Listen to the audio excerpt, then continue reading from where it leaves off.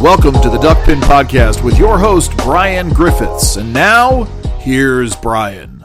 Joining me on this week's episode of the Duckpin Podcast, somebody I've known for quite a long time, somebody who has been in public service at many levels of government. He is Harford County Executive Barry Glassman. Mr. County Executive, thanks for joining me this week. Brian, it's good to see you. It's great to see you again.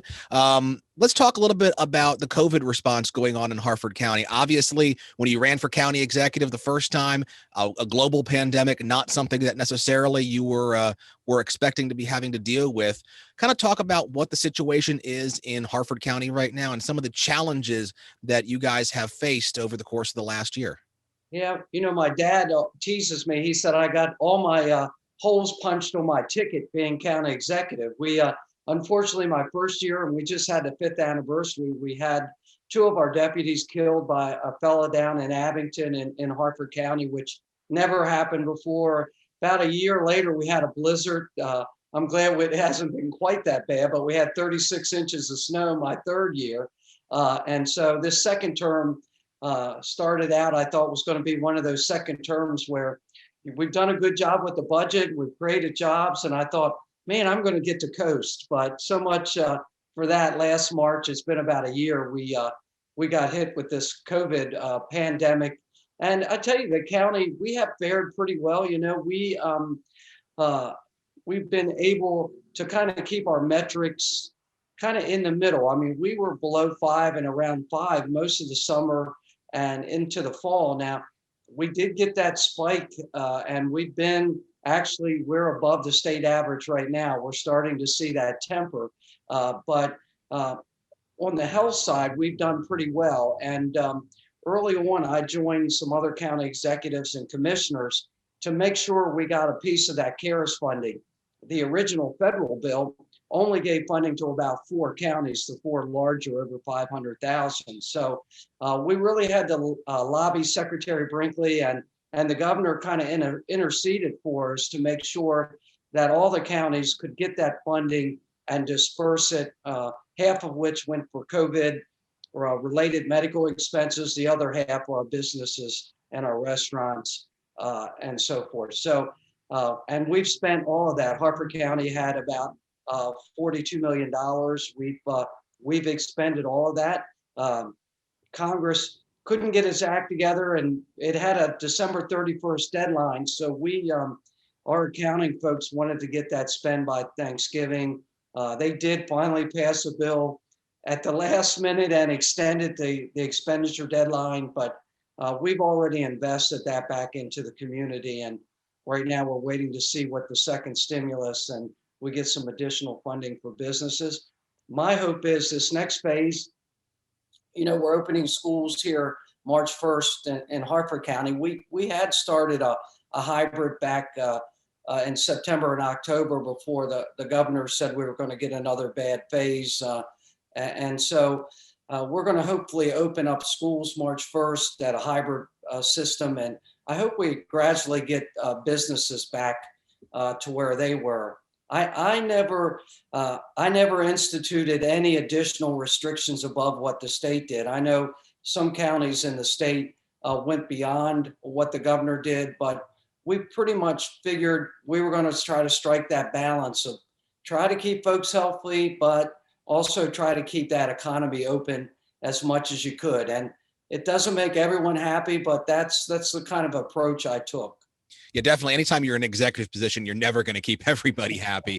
But let's talk about the business climate in Harford County right now. There have been obviously businesses all across the country have not made it thanks to restrictions and thanks to just the economic impact of the pandemic. What has the impact been on businesses in Harford County? Kind of how many businesses do you think have kind of gone under thanks to what we've seen over the last year?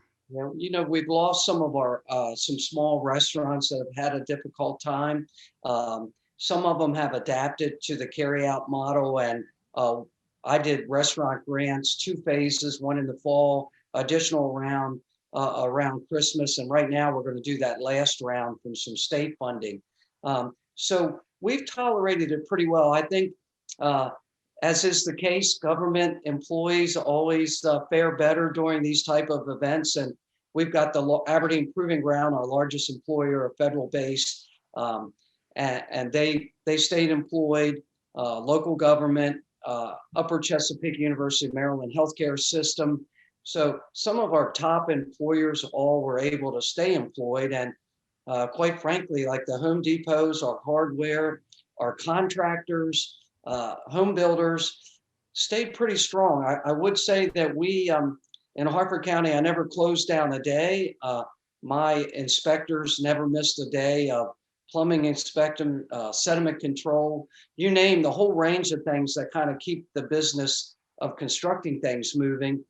We stayed open throughout the early phases of the pandemic. And I have to say, one of the things I did when I first came in 6 years ago, we invested a lot in our digital platform. You can permit a house now from your original application to your UNO, do inspections and everything online.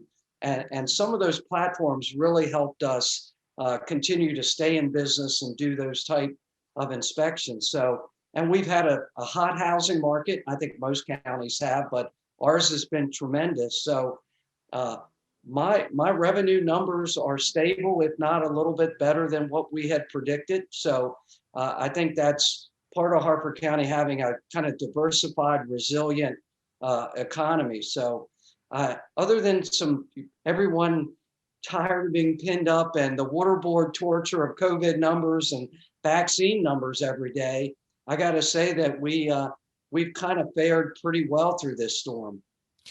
Speaking of keeping the county open, speaking of storm, this week, later on this week, we're getting ready to have another bout of winter weather. Obviously, you mentioned the blizzard of 5 years ago, which just buried the entire state of Maryland. And of course, county executives are judged sometimes harshly for storm responses. This week, coming off the heels of some of these other weather events, we've got 5+ inches of snow, a 1/4 inch of ice on the way, kind of the worst possible situation for keeping the county open and keeping people safe. What are some of the precautions that Harford County is going through right now in preparation for the storm? And how much has the pattern that we've seen with a lot of winter storms so far this month affected county operations for keeping the roads clean? Well, one of the good things, we have about 20,000 tons of salt on hand, and having a couple of mild winters has allowed us to kind of build up those reserves. So the number one thing is we've got plenty of brine. We started the brine mixing, which stretches your salt supply out a little bit longer. And we've done a pretty good job at maintaining our salt supply. So we've got plenty of that. I would say, our budget will probably go over. We have about $2.5 million budget in labor. Some of these events, and thinking like a county executive, I hate to say, I think about when the storm hits. I know Saturday and Sunday, it's time and a half. It's double time on a holiday. So President's Day is expensive. Any holiday is the storm costs twice as much more in general. So I think about all those things, but I've learned, you're right. I mean, we prep early. I've got a good team, and we do not take anything for granted as far as making sure my trucks get out there, that we have shifts, and we're able to really be able to get that. We have about 1,000 miles of roadway and 1,200 cul-de-sacs, and we've got it really fine-tuned. That's one good thing I have to say about my DPW and my highways crews are they're some of the best at their job, and so I make sure that we reward them and pay them good, and make sure they get plenty of overtime, and that makes them happy. Even I tell you, these repetitive events can wear them down. You think one storm you can kind of go 3 or 4 days without sleep, but we've had these small events that keep hitting, and so they're getting a little bit tired. I've heard, I don't usually hear them complain too much about overtime, but I've had a few of them say, well, I've seen enough for this year. Everybody misses their family and hates to be out on the road in ice, and ice makes things that much more difficult. Yeah, I think that's everybody kind of realizes that, especially with We've seen what's going on down there in Texas, both with the power infrastructure and the highway infrastructure. Shifting gears right now, let's talk about what's going on in Annapolis. Obviously, you're a former delegate, a former state senator. You know a lot of the players down there in the General Assembly. And also, of course, former president of the Maryland Association of Counties as well. So you've kind of had a very global, if you will, perspective on the General Assembly and how it affects county governments. What are some of the things that you were looking at in this year's General Assembly session from the perspective of a county leader? Yeah, and we have our MACO, everything's by Zoom now. So we have our MACO legislative committees by Zoom. And I don't know if you've tried, I followed some of the hearings, but to me, it's very difficult to get a good pulse on what is moving and what is not moving. We have some of our MACO staff, and I have folks down there kind of keeping an eye on certain bills. Right away, we're kind of concerned mainly with counties to make sure that we continue to watch the budget. I guess it's paranoia from being in local government. It's not so much if they give you more money, it's whether they give you more responsibility or take funding away. And so we watch that. Some of the overrides, of course, the Kerwin budget, the Kerwin education bill override is we anticipated that was going to happen. I know many counties are still struggling with some of the programmatic side of it, as well as the fiscal side of it, and the long-term implications. And it probably will be beyond my time. I've got a couple of years, and they've been able to piecemeal some funding to get that through. But when you think about the additional pre-K classrooms, some of the construction costs, and ultimately teachers will teach less, get paid 30% more. And so the combination of some of those fiscal responsibilities are sooner or later going to fall back onto the counties. And I think it's going to be tough. We may not see it for 4 or 5 years, but counties at some point in time are going to have a heavy load to lift. And we're looking at the stimulus bill. The stimulus bill did cost Maryland counties about $140 million. I know it's on the local share of the unemployment. So we've kicked in some there, and I think some counties have had to revisit their revenue estimates based off of that. And so we're kind of waiting to see what the impact of all that is. Yeah, because we've already seen so far the override of the Kerwin bill, which, as you mentioned, is going to put a tremendous fiscal strain on all counties. And we've already seen, of course, the digital tax, which is going to, have a, somewhat of a strain. I think that's going to get probably dealt with in court. But ultimately, somebody's going to have to pay for Kerwin. And we've already seen the number. The governor has floated the number out there, $6,200 for every man, woman, and child in the state. And so now, how much do you think, based on Harford County's makeup, Harford County's business climate, how much do you think that such a tax increase is going to further hurt Harford County residents and Harford County businesses? Yeah, it's hard to nail down, because in Annapolis fashion, that cost, and I know the governor projects that across the state, but I know from being in MACO and being in the legislature that, in fact, Baltimore City is not going to share equally as a suburban county. It already funds where we spend 50 cents on a dollar. Baltimore City, spends about 10 cents per dollar. So I do Prince George's County, and some of these bigger counties are not going to probably, when the funding mechanisms are all played out at the end of the day, are probably going to get taken care of by state revenue, and other areas of the state are not, and they're going to have to look to local revenue. And so we have teacher pension shares out there. There's a number of mechanisms where the state can put some of that cost, even to cover their own cost, back on counties. So I'd hesitate to guess. I really cannot fathom, because you're talking about operating costs, but then on the pre-K side, there is a capital cost to building classrooms, whether finding room in an existing school or actually having to build one to a school. So, I was intrigued by the Kerwin. I know we have to update our education plan. I have proposed and always shopped in Annapolis and at Mako a pilot program. Let's take Baltimore City, our failing school system, apply the Kerwin programs to them and the theory, see if it works. I don't mind pumping the money into Baltimore City and see if additional teachers, more planning time, all the things that Kerwin spells out, to see, in fact, does it work before you go into the billions and spread it statewide, when in fact you really don't have any empirical data that the program is going to produce the kind of results you want. So that was always my thought. Let's pick a jurisdiction and see if this theory works. Especially considering we saw what happened with Thornton and how Thornton was never fully implemented, and how so much of Kerwin is kind of almost a rehash of what we saw with Thornton.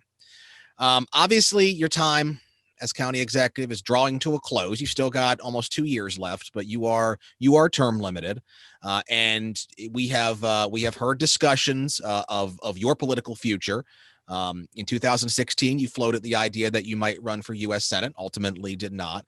And we've heard talked about potentially running as a statewide candidate for governor or comptroller. One of the newer things we've talked about recently, and that we've heard from you, is a potential primary challenge to Congressman Andy Harris in 2022. Obviously, you're not going to give away, how the sausage gets made on the show tonight, but kind of just think about what you have to offer in one of those roles, and kind of how you might be best equipped to fill one of these roles.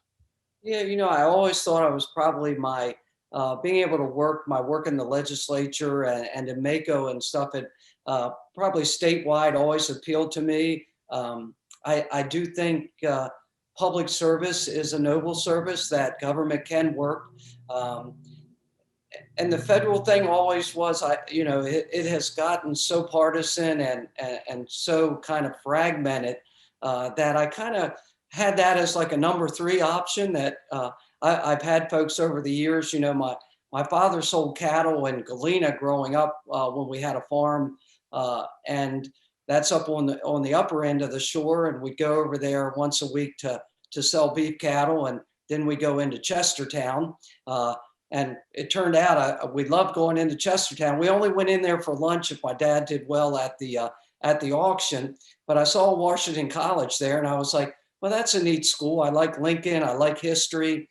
And so that's where I ended up, never looked anywhere else. And I ended up going to Washington College there in Chestertown, and have a lot of farming friends and watermen across the shore. And so I guess a couple of months ago, when between the election and a lot of the things that have happened in Congress, I've started getting phone calls and folks coming to me and saying, you really should take another look at this. I mean, and so I have. I think what I bring to it is, and me, I'm not going to be one of these guys to take the national platform. I think our current congressman has become so hardened and partisan that he kind of works for these national platforms. Whereas, I knocked on doors for Helen Bentley and worked in the old days on those congressional campaigns when Congress persons worked their district. And I hate to say it, I mean, in Harford County, we have created jobs. I balance the budget every year, not just talk about it. We actually balance the budget and have fiscal conservatism. And so those are some of the things I think I would to bring to a congressional race. And quite frankly, the congressman said he would do 12 years and was for term limits, and he's kind of changed his mind. But, it may boil down to just giving voters a choice. Say, listen, he said he'd do 12 years. Do you want to rehire him, or do you want someone else to represent the district? And so I kind of bring a whole different kind of edge to it. I think we're more would represent farmers and folks on Main Street, and really kind of put forward that kind of campaign. How much concern do you have with redistricting. We've seen that the census numbers are going to be delayed until September 30th. Right now, the first congressional district goes all the way out to Carroll County. It takes in part of Harford County, but we're not going to know for almost a year now at this point what the congressional district is going to look like. How much is redistricting going to play into your calculus and your final decision, or is that something that you're not necessarily as concerned with? I'm not too concerned. The first district, historically, I think it's either they're going to do something drastic and cut that shore in half and come across the Bay Bridge, and I don't really envision that. So I think ultimately that district's still going to come up through the shore to Cecil County and around to Harford. I think the degree to which Baltimore and Carroll County remain in the district is something that may be up in the air. But I don't think that portion really is going to change that much. And that's just kind of a chance you're going to have to take and see what happens. If folks want to reach out and contact you or want to know more about any potential campaign that you may or may not be running, how can they do that? Sure, they can. I still have my old state Senate email that I use for political items, which is simply Senator Barry Glassman @gmail.com. And be glad to hear from folks. I've had, I always tell people lately, it's been about 10-1 people wanting me to look at the congressional district, and then other folks that still want me to take a look at a statewide district, statewide race in Maryland. Well, Harford County Executive Barry Glassman, you've done a great job in Harford County. You've always been a solid Republican and a solid conservative, and I wish you best of luck in whatever you do going forward. Thank you, Brian. I appreciate it. Thank you. This has been the Duckpin Podcast. Don't forget to subscribe and download.